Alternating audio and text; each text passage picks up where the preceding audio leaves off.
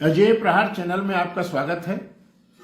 आज हमको चर्चा करनी है साइंस एंड टेक्नोलॉजी के माध्यम से रोजगार सृजन की या रोजगार की राह ढूंढने की।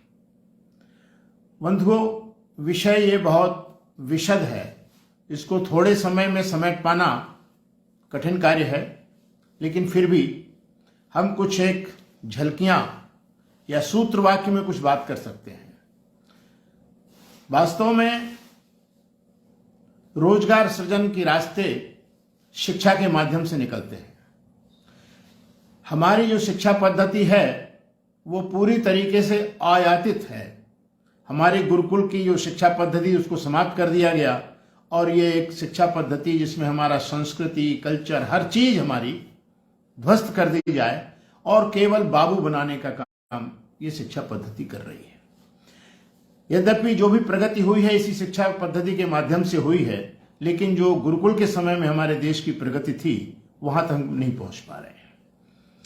अब हम पीछे भी नहीं जा सकते, रास्ता इसी से ढूंढना पड़ेगा।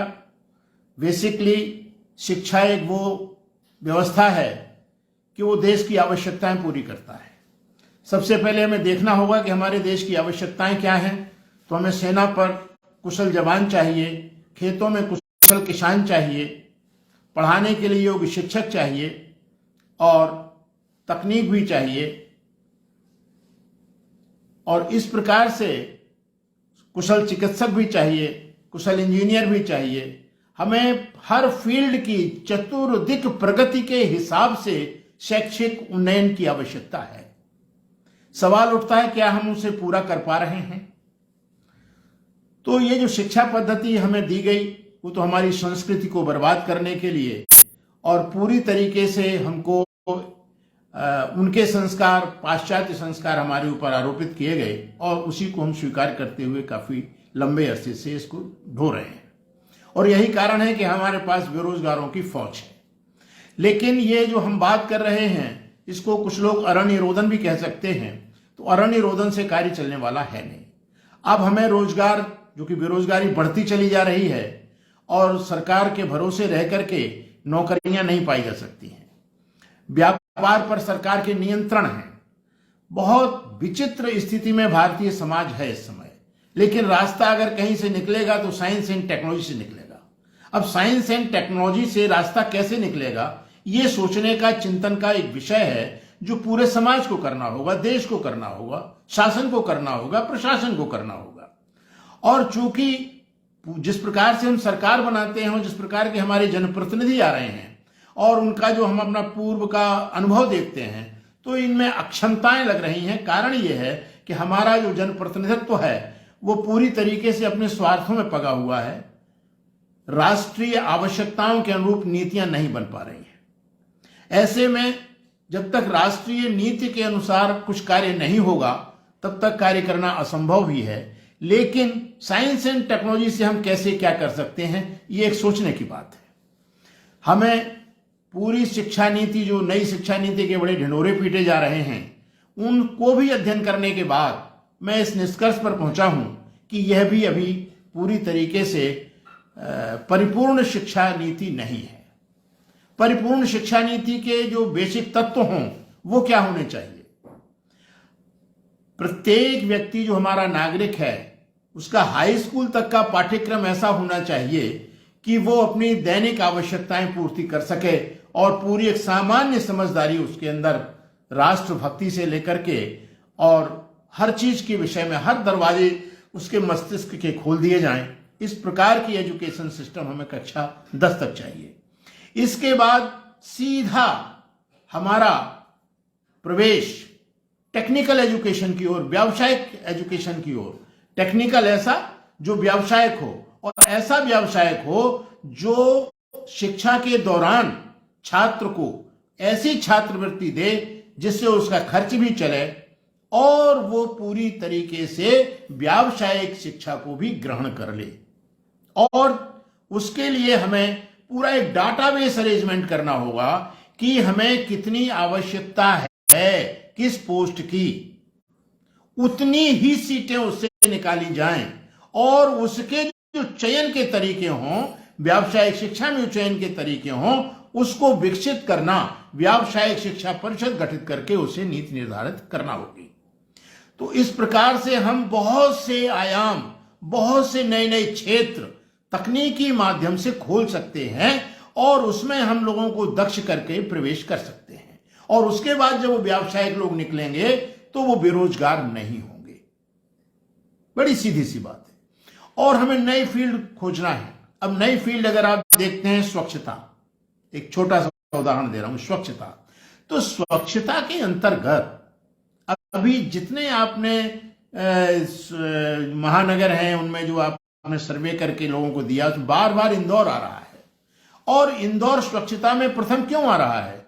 क्योंकि वहां के कुछ लोगों ने उन व्यवस्थाओं को समझ करके और इस प्रकार की कंपनियां बनाई हैं और उन कंपनियों को उन्होंने लाभ में ला दिया और लोग उसको सहर्ष स्वीकार कर रहे हैं।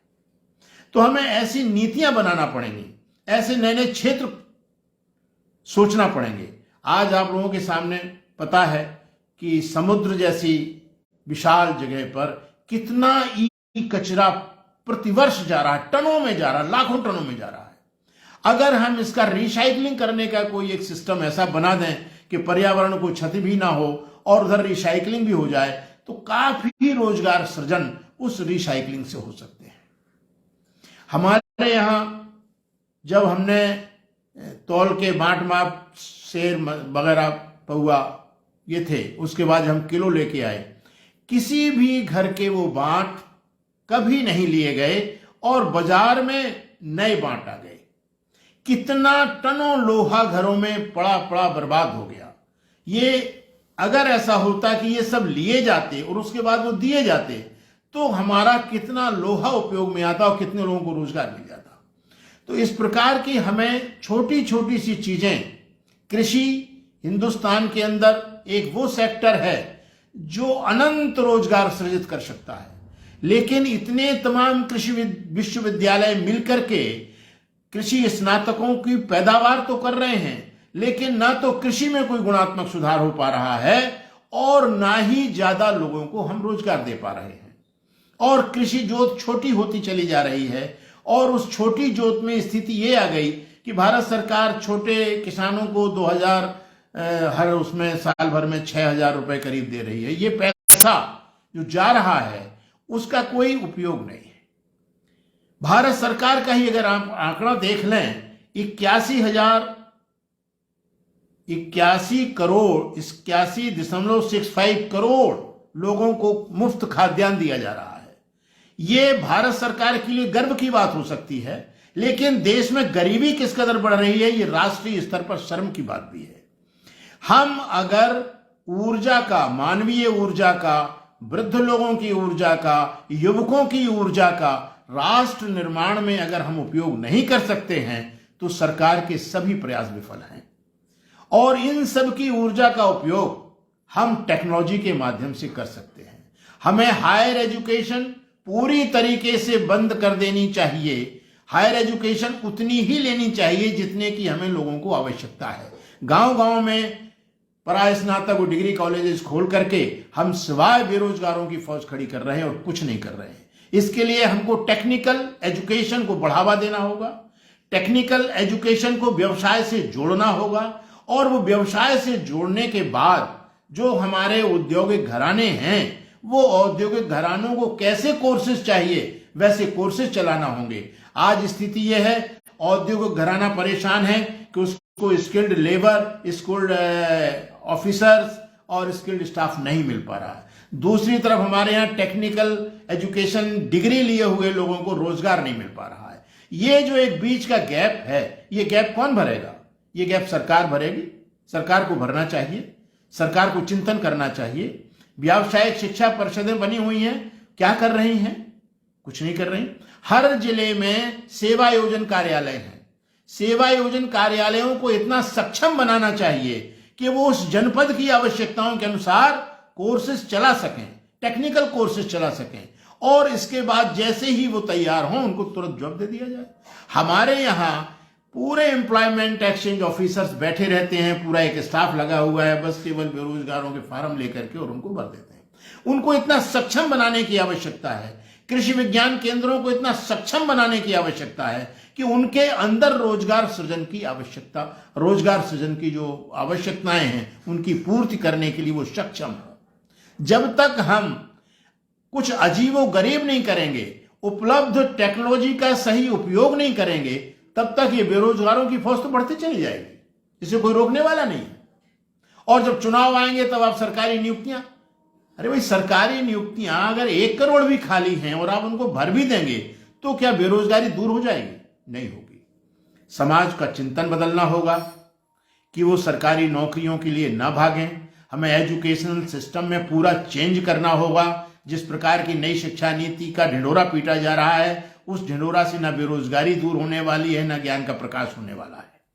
आज पीएचडी के कोर्स को ले लीजिए आप, पीएचडी के लिए जितना आप कर रहे हैं उससे कोई फायदा नहीं होने वाला है। पीएचडी तो एक कोई भी व्यक्ति, भाई रिसर्च है ना, पीएचडी मान रिसर्च, सर्च तो ऑलरेडी आप कर चुके हैं, फिर उसका पोथन्ना बना करके और आपने एक डिग्री ले ली, उससे क्या फायदा हुआ? अरे उस रिसर्च को आज के परिवेश में हम कैसे उपयोगी बना सकते हैं, ये चैप्टर कहीं है ही नहीं किसी भी उसमें जो आपकी सिनॉप्सिस बनती है। और पीएचडी लेके फिर वो प्रोफेसर बनने के लिए फिरते हैं। अरे भाई पीएचडी तो आपको जो व्यक्ति जहां से करना चाहे वो आवेदन करे, उसका आप रिकॉर्ड देख लीजिए, इंटरव्यू ले लीजिए, उसकी सिनॉप्सिस को देखिए, उपयोगी है, आप उसको स्वीकार कर दिए। वो 6 महीने का ये कोर्स करे, 8 महीने का वो कोर्स करे, फिर वो गाइड के चक्कर लगाता रहे। कितने पीएचडी होल्ड के लाइन में लगे हुए लोग केवल गाइडों के उत्पीड़न की वजह से पीएचडी छोड़ चुके हैं। डाटा है सरकार के पास। तो आज आवश्यकता यह है कि हमको टेक्निकल एजुकेशन को इस प्रकार से बढ़ावा देने की आवश्यकता है जो रोजगार के मार्गों को सृजन कर सके। और दूसरा, जो नौजवान कोई रोजगार, इनोवेशन कुछ भी करता है, उसमें सरकारी रूल्स रेगुलेशंस ऐसे होना चाहिए कि वो अड़ंगा ना लगाए। सड़कें हमारे कस्बों की सिकुड़ती चली जा रही हैं, परिवहन बढ़ता चला जा रहा है, कहीं कोई देखने वाला नहीं है, डंडा पड़ता है रेहड़ी दुकानदारों पर जो पेट चलाते हैं किसी प्रकार से। इस पूरे परिदृश्य को बहुत ही कायदे से परिवर्तित करने की आवश्यकता है। शिक्षा नीति को टेक्निकल और रोजगार सृजन की ओर बढ़ाने की आवश्यकता है। कृषि के क्षेत्र में तकनीकी के माध्यम से किस प्रकार के क्षेत्र बढ़ सकते हैं उसकी आवश्यकता है। खेतों को किस प्रकार से अधिक पानी उपलब्ध हो उसके करने की आवश्यकता है। टेक्निकल एजुकेशन के माध्यम से पानी का बर्बादी ना हो, नल खुले ना रहे, इस प्रकार के सेंसर लगा करके रोजगार देने की आवश्यकता है। घरों के अंदर जो बिजली के कार्य होते हैं, जिसे हम फिटर बोलते हैं, उनके कस्बों के हिसाब से उनकी संख्या निर्धारित करके उनको लाइसेंस दे करके और लोगों को बिजली से संबंधित आवश्यकताओं को पूर्ति कराने की आवश्यकता है। प्लम्बर्स की आवश्यकता है, योग्य प्लम्बर्स बनाएं। जितने भर आईटीआई और पॉलिटेक्निक्स हैं उनका पूरा रिव्यू करने की आवश्यकता है कि हम टेक्निकल एजुकेशन के माध्यम से किन किन क्षेत्रों में रोजगारों का सृजन कर सकते हैं और उनको प्रशिक्षित और दीक्षित करने की पूरी तरीके से आवश्यकता है। और उनके अपने निजी व्यवसाय प्रारंभ कराने के लिए ये जो आपका कौशल मिशन और कौशल प्रशिक्षण है, ये केवल खाना पूरी है, ये केवल फर्जीफिकेशन, केवल सर्टिफिकेट पकड़ा दिया, बैंक मैनेजर ने जिसको चाहा उसको फाइनेंस कर दिया, फाइनेंस डूब गया। आप 10-10 लाख करोड़ रुपए कर्जा का माफ करके और एनपीए को कहते हैं कि हमने ये कर लिया वो कर लिया। ये सब चीजें पूरी तरीके से बदलने की जरूरत है। केवल और केवल टेक्निकल एजुकेशन के माध्यम से हम कैसे रोजगार सृजन कर सकते हैं, इस पर राष्ट्रीय विज्ञान संचारकों को भी ध्यान देने की आवश्यकता है। वो आपस में बैठ करके कस्बों में और इस पर देखें कि हमारे यहाँ कौन कौन से उत्पाद हैं और इन उत्पादों को हम किस प्रकार से कैसे रोजगार सृजन करने के लायक बना सकते हैं, और उसके लिए पेपर्स तैयार करें, पेपर्स पब्लिश करें, प्रशासन को ज्ञापन दें, जनप्रतिनिधियों को समझाएं, क्योंकि हमारे यहाँ का जनप्रतिनिधि अपने कार्यों में व्यस्त रहता है, जनता के कार्यों से कोई मतलब नहीं। जनता का कार्य है ट्रांसफर रुकवाना, ट्रांसफर करवा देना, इसको यहाँ से यहाँ भगवा देना। पूरा जनप्रतिनिधित्व देश का आज यही कर रहा है और बड़ी दूसरी जगहों पर है, बॉम्बे वगैरह में, वो लाइसेंस दिलवाने, कोटा दिलवाने, इसमें काम कर रहा है। देश की व्यवस्थाओं के लिए अगर पूरा संसद एक हो जाए, बेरोजगारी उसी दिन समाप्त हो जाएगी। लेकिन उसके लिए दिक्कत यह है, हमारा मतदाता जनप्रतिनिधि ना चुन करके अपना मालिक चुन लेता है, और जब मालिक चुनता है तो वो मालिकाना हक की तरीके से राष्ट्र को चला रहा है, वो जनसेवक के रूप में नहीं है। हमारी प्रशासनिक सेवाओं में जो भर्तियां हो रही हैं, उनके अंदर वो जन संवेदनाएं नहीं हैं जो होनी चाहिए। अगर पूरा प्रशासनिक तंत्र जन संवेदनाओं से लैस हो जाए तो भी हम बेरोजगारी को दूर कर सकते हैं। कृषि, वानिकी, उद्यानीकरण, ये ऐसे क्षेत्र हैं जहां टेक्निकल एजुकेशन चाहे तो क्रांति ला दे, लेकिन इसके लिए दृढ़ इच्छा शक्ति चाहिए। और राष्ट्रीय विज्ञान संचारकों का केवल एक दायित्व है कि वो इसके लिए इस प्रकार का सोच विकसित करें, ऐसा दबाव बनाएं कि सरकार इन सब चीजों को लिए चुनाव का मुद्दा बनाए। हमारे देश में बेरोजगारी चुनाव का मुद्दा नहीं बनती, हमारे इस देश में स्वास्थ्य उन्नयन चुनावी मुद्दा नहीं बनता, हमारे देश में खाद्य अपमिश्रण जैसी कलंक को ढोने वाली व्यवस्था के खिलाफ जिहाद छेड़ने की कोई चुनावी घोषणा पत्र में नहीं आता है। इन सब चीजों को जब तक आप चुनावी घोषणा पत्र के लिए दबाव नहीं बनाएंगे, जन आंदोलन नहीं करेंगे, लोगों को जागरूक नहीं करेंगे, तब तक ये व्यवस्था बदलने वाली नहीं है। टेक्नोलॉजी में असीम क्षमता है, असीम शक्ति है, लेकिन उसका प्रयोग शासन अपने हाथ में लिए हुए पूरी तरीके से। मैंने बहुत से औद्योगिक घरानों से बात की, उनका कहना यह है कि जो लोग आ रहे हैं वो हमारे लिए रॉ हैं, हमें स्किल्ड लेबर चाहिए अपनी फील्ड का।